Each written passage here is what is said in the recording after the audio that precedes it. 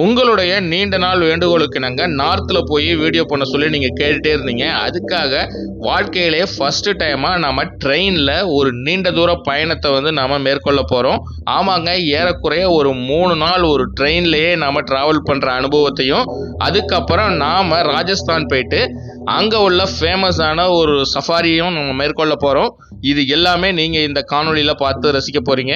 அதனால் காணொலியை தொடர்ந்து முழுமையாக பாருங்கள். வாங்க இப்போ நாம் வீடியோக்குள்ளே போகலாம்.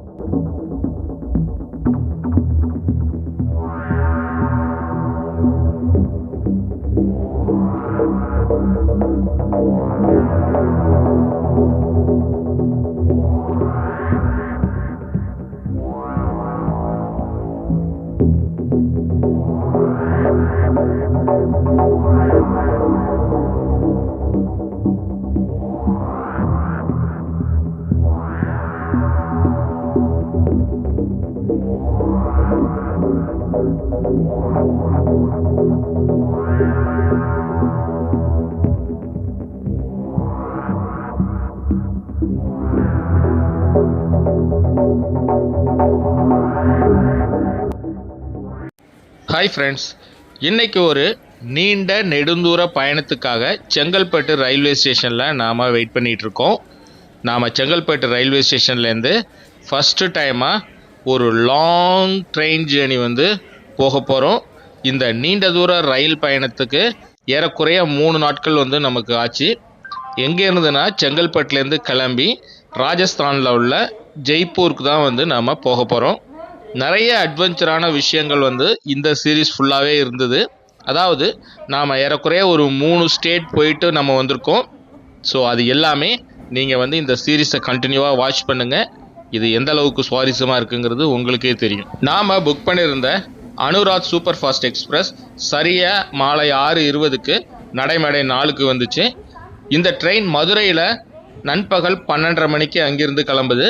அங்கிருந்து கிளம்பி ஜெய்ப்பூருக்கு வந்து 3வது நாள் காலையில் 9 மணிக்கு போய் நம்ம ரீச் ஆக போகிறோம். இந்த சீரீஸ் ஃபுல்லாகவுமே எந்த தமிழ் யூடியூபரும் சொல்லாத பல அரிய தகவல்கள் வந்து உங்களுக்கு நான் சொல்ல போகிறேன். அதனால் இந்த சீரீஸில் போடக்கூடிய அனைத்து வீடியோக்களையும் எந்த இடத்துலையும் ஸ்கிப் பண்ணாமல் ஃபுல்லாக பாருங்கள். உங்களுக்கு மிகவும் பயனுள்ள ஒரு காணொலியாக இந்த காணொலி உங்களுக்கு அமையும். பொதுவாக நாம் நார்த் இந்தியாவுக்கு ட்ரெயினில் பயணம் மேற்கொள்ளும் பொழுது நிறைய கசப்பான அனுபவங்கள் நமக்கு ஏற்படும். பொதுவாக என்ன மாதிரி நிகழ்வுகள் நடக்கும்னா, அன்ரிசர்வ்டில் வரக்கூடிய பேசஞ்சர்லாம் வந்து என்ன பண்ணுவாங்க, பொதுவாக வடக்கன்ஸ்ன்னு நம்ம சொல்லுவோம் இல்லையா, அவங்களாம் வந்து என்ன பண்ணுவாங்க, வந்து ரிசோர்ட் கோச்சில் உட்காந்துக்குவாங்க, பான்பராக் போட்டு துப்பிட்டே வருவாங்க, எங்கே பார்த்தாலும் கலீஜாக இருக்கும். இந்த மாதிரியான விஷயங்கள் தான் வந்து நாம் இது வரைக்கும் கேள்விப்பட்டுருக்கோம். நான் இதை நினச்சி நானும் பயந்தது உண்டு. ஸோ நம்மளே உட்காந்து ட்ராவல் பண்ணுறதுக்கு சீட்டு கிடைக்குமா, என்ன மாதிரி பிரச்சனைகளை நம்ம ஃபேஸ் பண்ண போகிறோம், இதெல்லாம் நான் பயந்துட்டு போன சமயத்தில் நமக்கு என்ன மாதிரியான இந்த ரயில் பயணங்கள் வந்து நமக்கான அமைஞ்சுது, அதுக்கான எக்ஸ்பீரியன்ஸ் இது எல்லாமே நீங்கள் இந்த காணொலியில் பார்க்கலாம். நான் புக் பண்ணியிருக்கிற இந்த அனுராத் சூப்பர் ஃபாஸ்ட் எக்ஸ்பிரஸ் ஒவ்வொரு வியாழக்கிழமையும் நண்பகல் 12:30 மணிக்கு மதுரையிலிருந்து கிளம்பி ராஜஸ்தானுக்கு வந்து இது போய் சேருது. இந்த எக்ஸ்பிரஸ்க்கு பிகானீர் எக்ஸ்பிரஸ் அப்படின்னு இன்னொரு பேர் வந்து இருக்குது. செங்கல்பட்டு ரயில் நிலையத்திற்கு மாலை 6:20க்கு வரக்கூடிய இந்த ட்ரெயின் தாம்பரம், எக்மோர், நெல்லூர், விஜயவாடா வழியாக 3வது நாள் காலையில் 9 மணிக்கு ராஜஸ்தான் மாநிலம் ஜெய்ப்பூரை போய் அடையுது.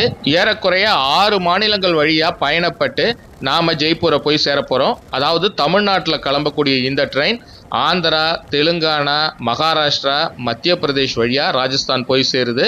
ஸோ இந்த 3 நாள் டைம்ங்கிறது ஏறக்குறைய ஒரு 39 மணி நேரம் நாம் இந்த ட்ரெயினில் பயணம் மேற்கொள்ள போகிறோம். என் வாழ்க்கையில் இதுதான் நீண்ட தூர ரயில் பயணம் அப்படின்னு நம்ம சொல்லலாம். உண்மையிலேயே வாழ்க்கையில் எனக்கு மறக்க முடியாத விஷயங்களையும் ரயில் பயணம் சம்பந்தமான எனது மனதை மாற்றிய ஒரு முக்கியமான ஒரு ரயில் பயணம் அப்படின்னு நான் இதை சொல்லுவேன். இதை நான் ஏன் சொல்கிறேன் அப்படிங்கிறத போக போக உங்களுக்கு நான் சொல்கிறேன்.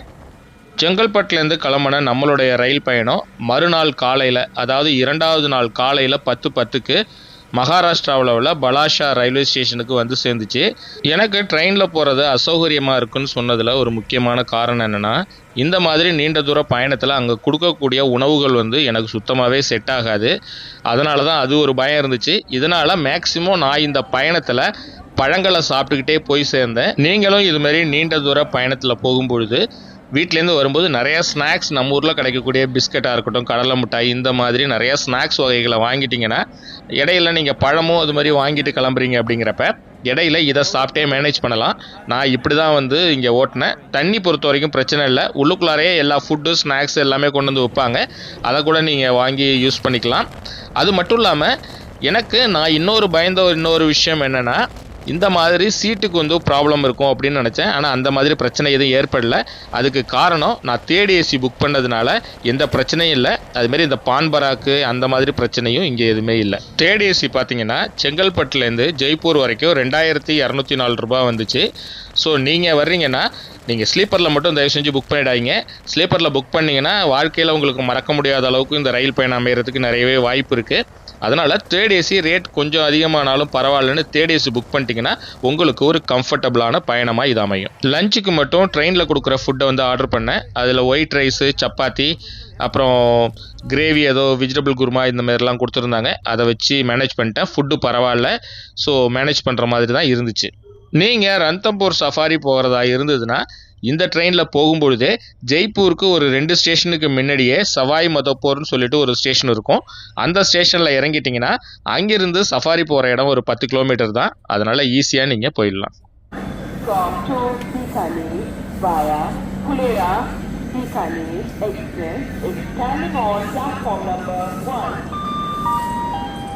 வாழ்க்கையில் ஃபஸ்ட்டு டைமாக ஒரு மிகப்பெரிய ட்ரெயின் ஜேர்னியை முடிச்சுட்டு ஏறக்குறைய 3 நாள் முந்தானத்து ஏறணும். இன்றைக்கி காலையில் 9 மணிக்கு வந்து இறங்கியிருக்கோம். நாம் இப்போ வந்து ராஜஸ்தானில் வந்து இறங்கியிருக்கிறோம். ஃபஸ்ட்டு டைமாக ராஜஸ்தான் வந்திருக்கோம். ராஜஸ்தானோட கேபிட்டல் ஜெய்ப்பூர் வந்து இறங்கியிருக்கோம்.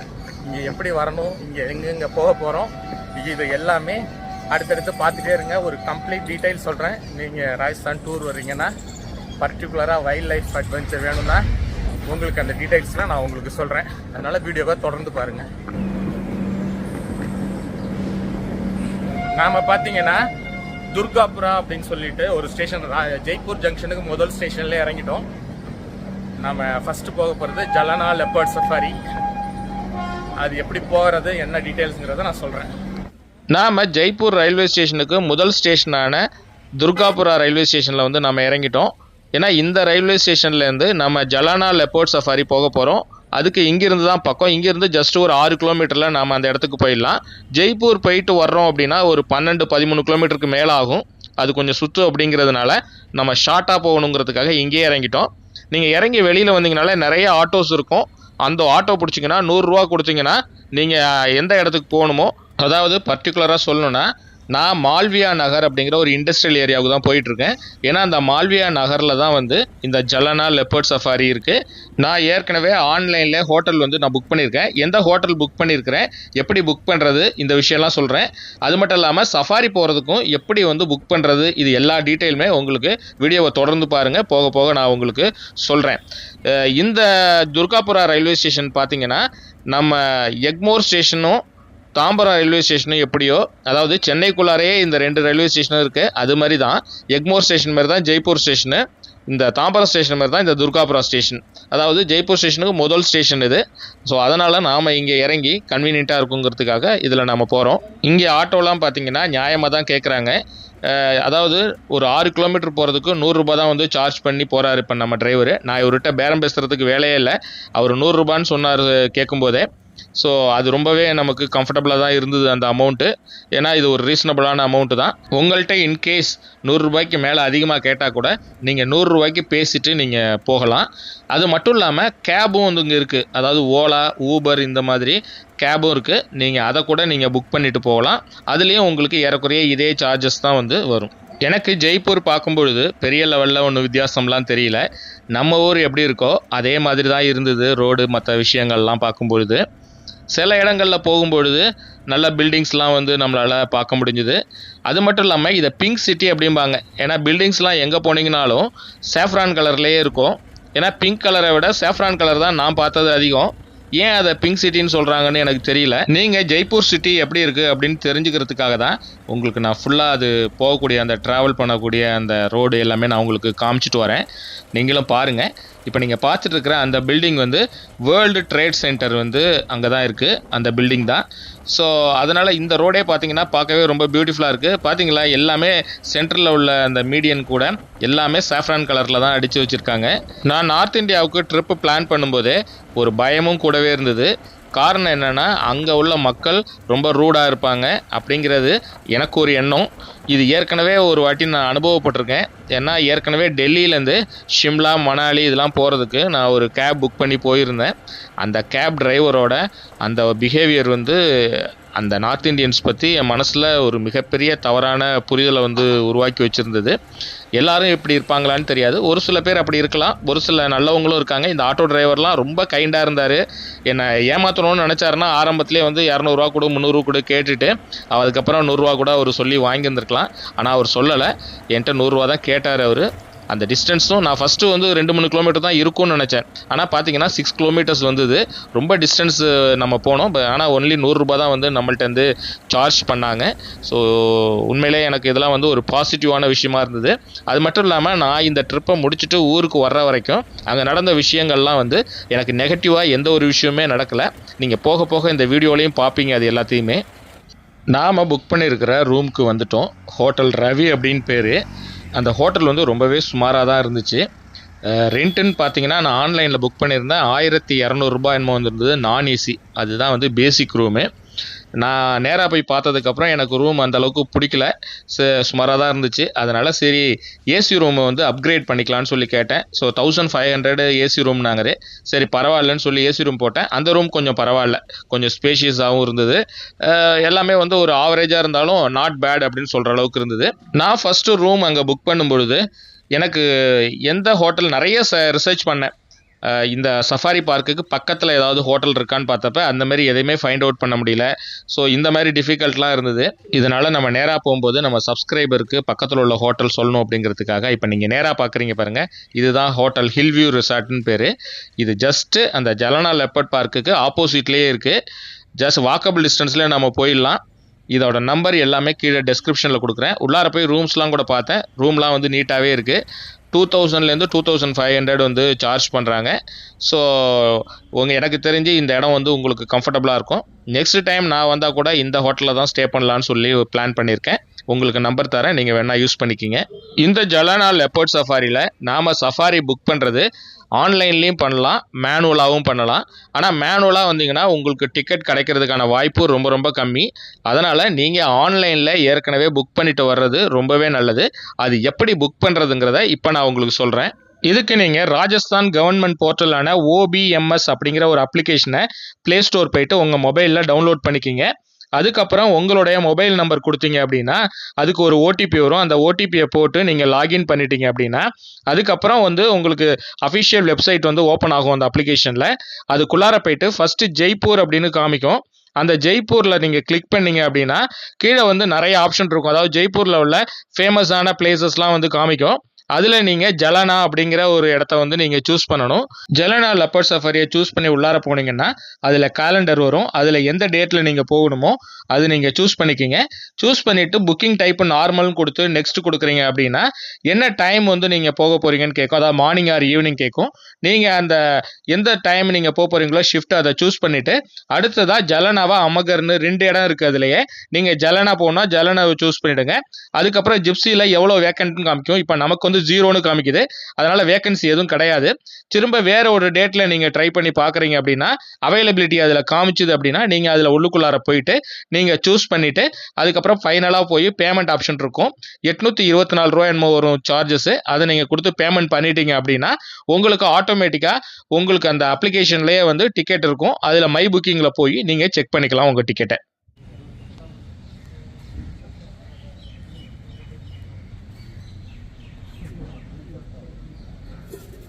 நான் ஏற்கனவே சொன்ன மாதிரி இந்தியன் அடல்ட்டுக்கு 834 ரூபாயும், இதே ஃபாரினராக இருந்தால் 1239 ரூபாயும், ஸ்டூடெண்ட்டாக இருந்தால் 744 ரூபாயும் சார்ஜ் பண்ணுறாங்க.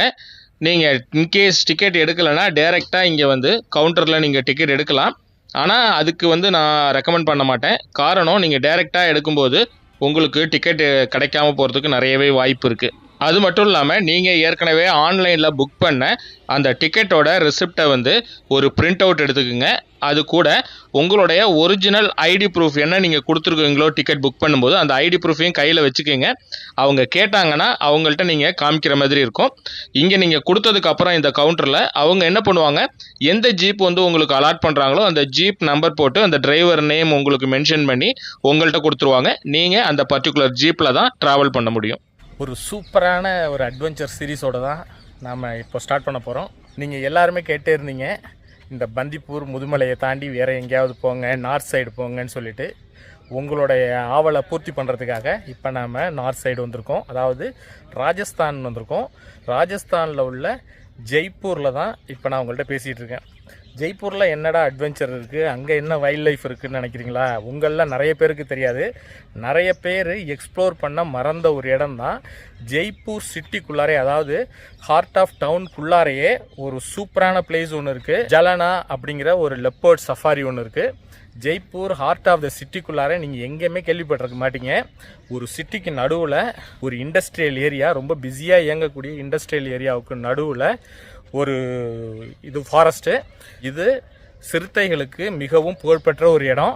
இந்த காட்டுக்குள்ளார 40க்கும் மேற்பட்ட சிறுத்தைகள் இருக்கிறதா சொல்கிறாங்க.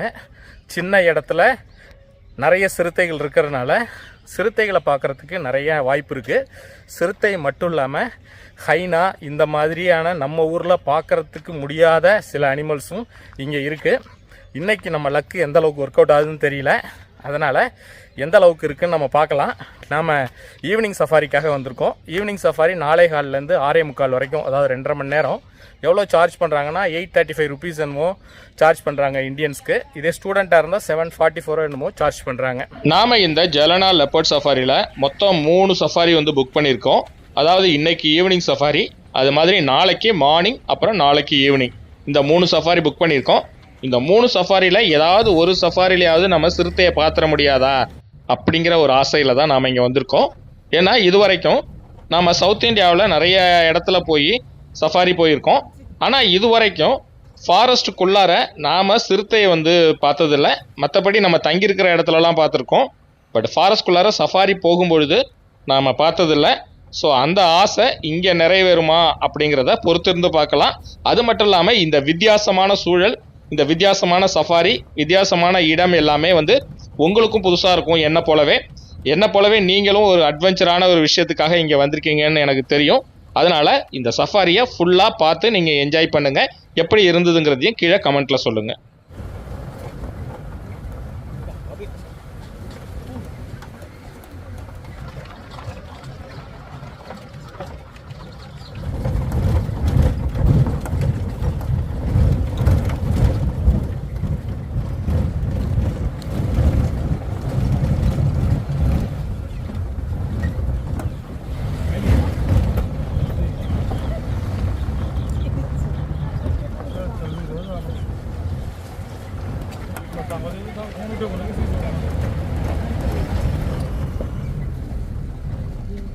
நீங்கள் கவுண்டரில் டிக்கெட் கன்ஃபர்மேஷன் ஸ்லிப்பு வாங்கிட்டு வந்ததுக்கு அப்புறம் கூட ஜீப் வந்து மெயின் ஃபாரஸ்ட் கோர் ஏரியாக்குள்ளார என்ட்ரு ஆகும் பொழுது அங்கே வந்து செக் பண்ணுறாங்க. ஆனால் அங்கே பார்த்தீங்கன்னா செக் பண்ணுறவங்க ஒரு லேடி தான் நிற்கிறாங்க தனியாக.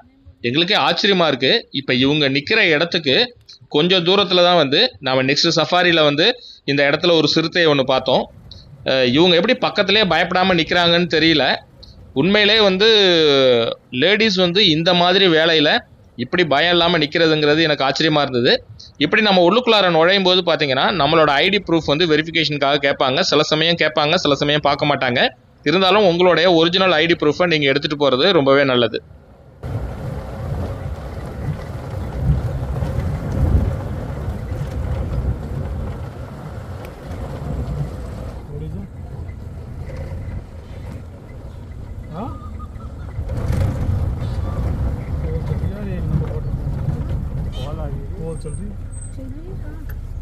நாம் ஃபாரஸ்ட்குள்ளார என்ட்ராகி கொஞ்சம் தூரத்துலேயே போனால் கண்டினியூஸாக வந்து மயிலும் சாம்பார் டீரும் வந்து அலாரம் கால் கொடுத்துட்டே இருந்தது.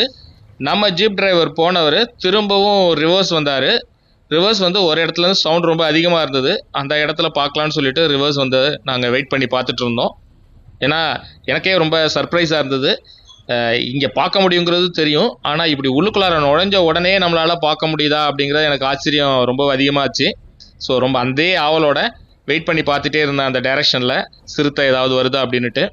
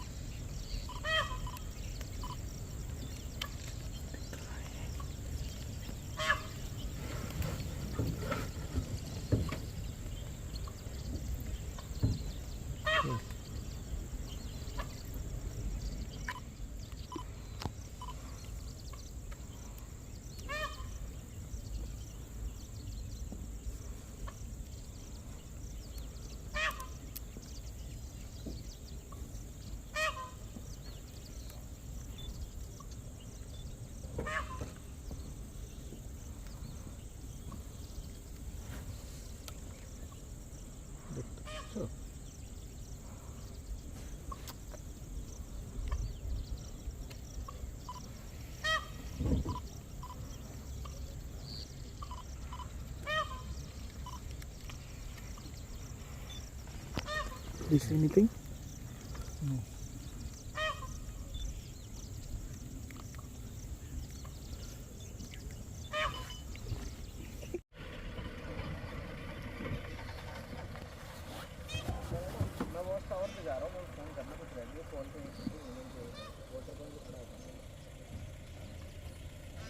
बस्ती तक चेक करना, बस्ती की तरफ गई कौन?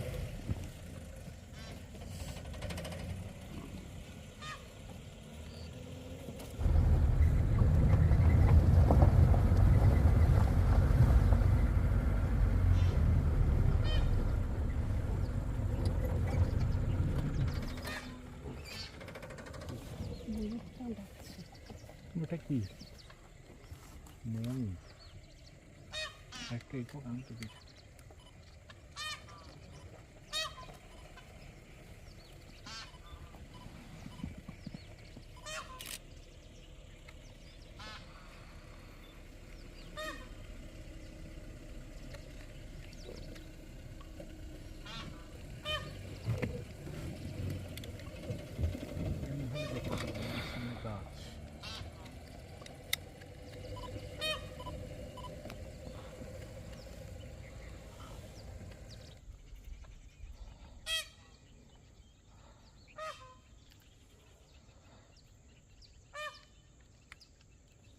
ரொம்ப நேரமாக அலாரம் கால் வந்து மயிலும் சாம்பார் டியர் கொடுத்துட்டு இருந்தது. இடையில மங்கியும் வந்து நிறைய அலாரம் கால் கொடுத்துட்டே இருந்தது. அதனால் நாங்கள் ஏறக்குறைய ஒரு 15-20 நிமிஷம் போல் அந்த ஒரே இடத்துலையே வந்து வெயிட் பண்ணி பார்த்துட்டு இருந்தோம்.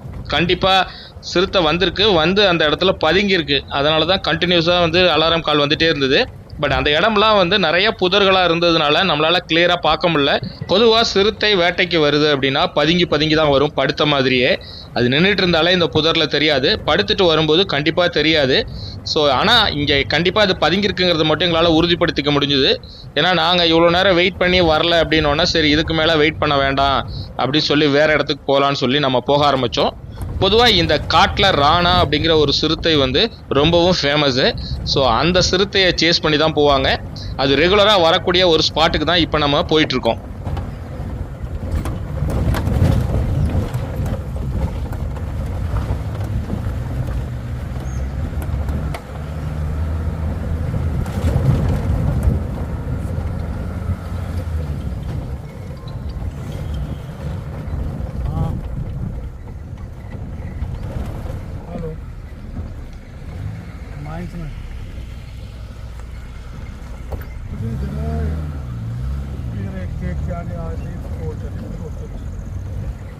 இப்போ நம்ம ஜீப் நின்ன இடத்துக்கு பக்கத்தில் ஒரு வாட்டர் ஹோல் ஒன்று இருக்குது.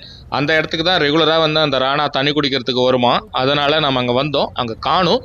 நம்ம ஆக்சுவலாக மேலே இன்னொரு ஸ்பாட் இருக்குது, அங்கே போய் பார்த்துட்டு திரும்ப வந்து இங்கே நேரம் வெயிட் பண்ணி பார்க்கலாம் அப்படின்னு டிரைவர் சொன்னார். அதனால் மேலே அந்த பர்டிகுலர் ஸ்பாட்டுக்கு போய் பார்க்க போகலாம் அப்படின்னு சொல்லி தான் இப்போ நம்ம போயிட்டுருக்கோம்.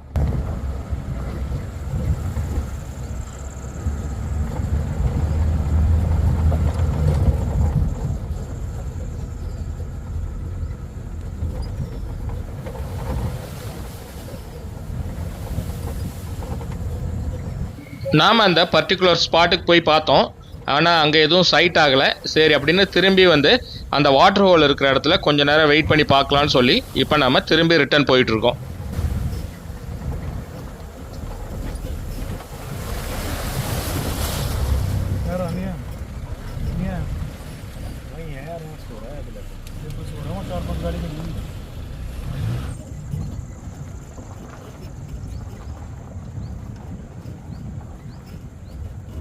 நான் சொன்ன அந்த வாட்டர் ஹோல் இந்த இடம் தான். இந்த இடத்துல தான் அந்த ராணாங்கிற சிறுத்தை ரெகுலராகவே வந்து தண்ணி குடிக்கிறதுக்காக வருமா. நானும் யூடியூப்பில் கூட சில வீடியோஸ்லாம் பார்த்துருக்கேன். இந்த மேலே உள்ள கட்டையில் அப்படியே இறங்கி அந்த படிமாரி இருக்கும், அந்த படிக்கட்டில் இறங்கி கீழே வந்து அந்த தண்ணியை வந்து குடிக்கிறதுக்காக வருமா. இது வந்து இவங்க செயற்கையான முறையில் ஃபாரஸ்ட் டிபார்ட்மெண்ட்னாலே ஏற்படுத்தப்பட்ட ஒரு குட்டை மாதிரி இருக்குது அந்த இடத்துல. இது சம்மர் டயத்துலேயே வந்து இவங்களே தண்ணி ஃபில் பண்ணிவிடுவாங்களாம். அதனால் எனி டைம் வந்து இருக்கும். பொதுவாக வந்து நம்ம மான்சூன் டைம் இந்தமாரி டயத்தில் மான்சூன் முடிஞ்சதுக்கப்புறம் வரக்கூடிய டைமை விட பர்டிகுலராக இந்த சம்மர் டைமில் வந்தோன்னா அதிகமாக பார்க்கக்கூடிய வாய்ப்பு வந்து ரொம்பவே அதிகம். இருந்தாலும் நமக்கு பார்க்குறதுக்கு வாய்ப்பு இல்லைன்னு சொல்ல முடியாது. அதனால் நாம் வெயிட் பண்ணிகிட்டு இருந்தோம்.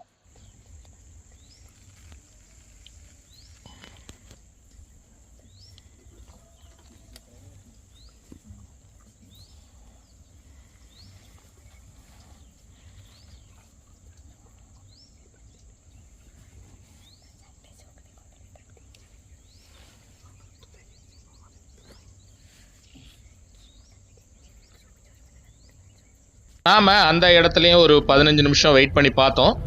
எதுவும் வர்ற மாதிரி தெரியல. அதனால் திரும்பவும் நாம் வேறு இடத்துக்கு போகலான்னு சொல்லிட்டு நம்ம போக ஆரம்பித்தோம்.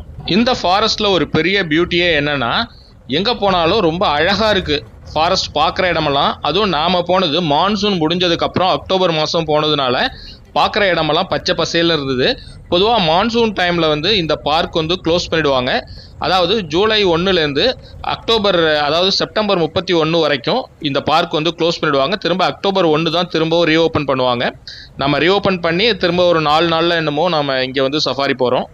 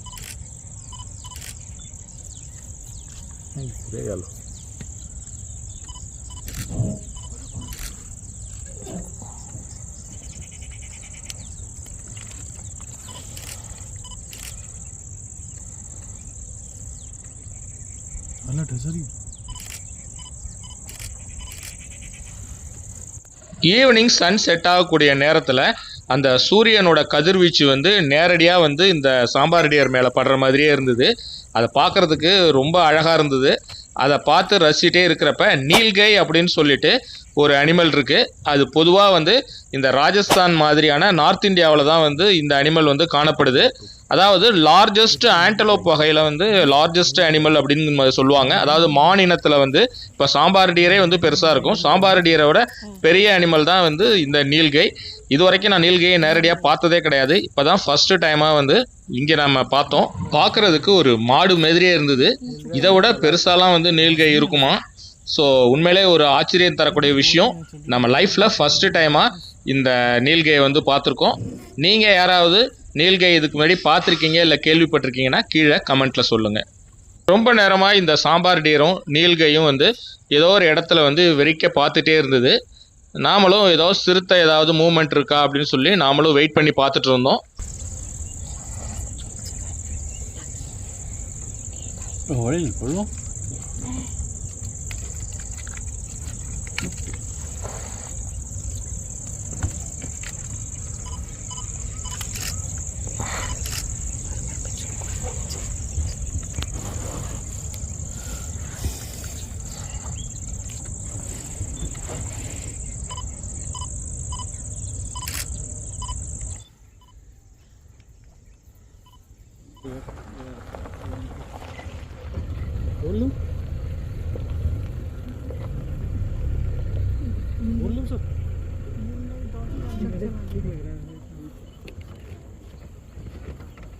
நாம் அங்கே கொஞ்சம் நேரம் வெயிட் பண்ணி பார்த்தோம்.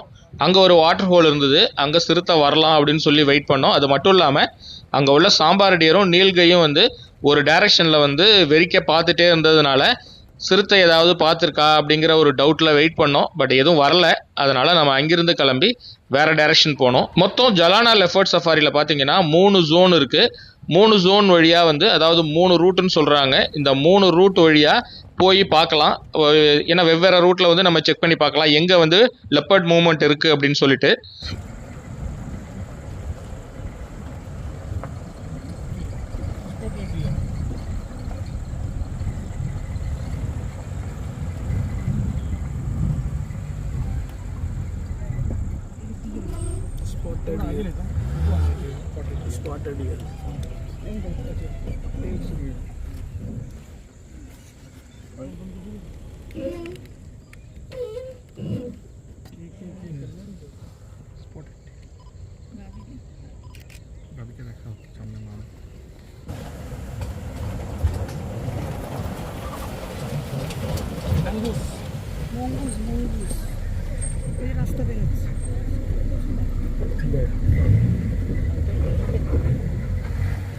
ஸ்ட்ரைப்டு மங்கூஸ் அப்படின்னு சொல்லுவாங்க. அது இப்போ தான் கிராஸ் ஆச்சு.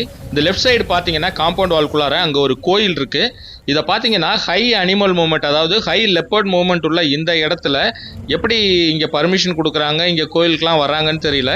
ஏன்னா இங்கே கோயிலுக்கு என்ன காம்பவுண்ட் வால் இருக்கு இல்லையா, அந்த காம்பவுண்ட் வாலுக்கு அந்தாண்ட வந்து பார்த்தீங்கன்னா கோயில் இருக்குது. சிறுத்தைலாம் சர்வசாதாரணமாக அங்கே ஜம்ப் பண்ணிலாம் குதிச்சு போகும். நானே சில வீடியோஸ்லாம் பார்த்துருக்கேன். ஸோ இந்த மாதிரி ஒரு ஆபத்தான இடத்துல எப்படி இங்கே ஃப்ரீயாக வந்து இது பண்ணிட்டு போகிறாங்கன்னு தெரியல. அதுவே பார்க்குறதுக்கு ஒரு ஆச்சரியமாகவும் இருந்தது.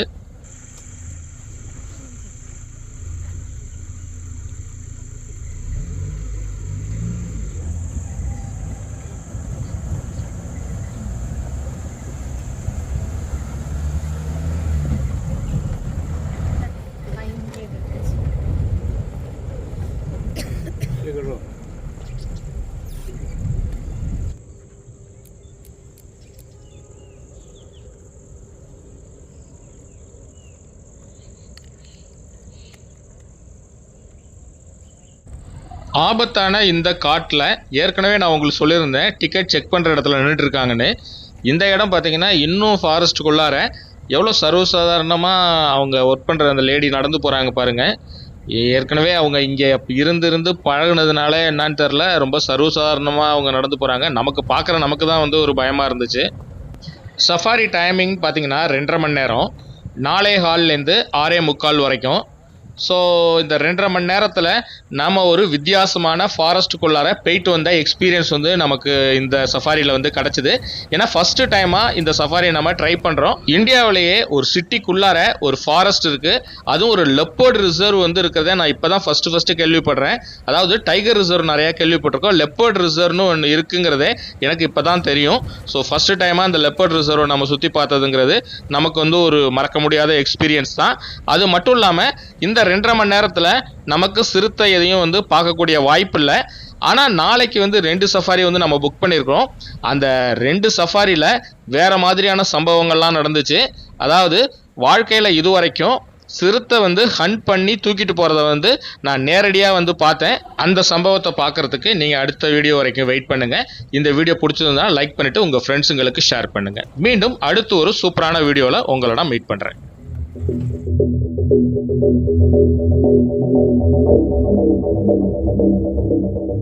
Thank you.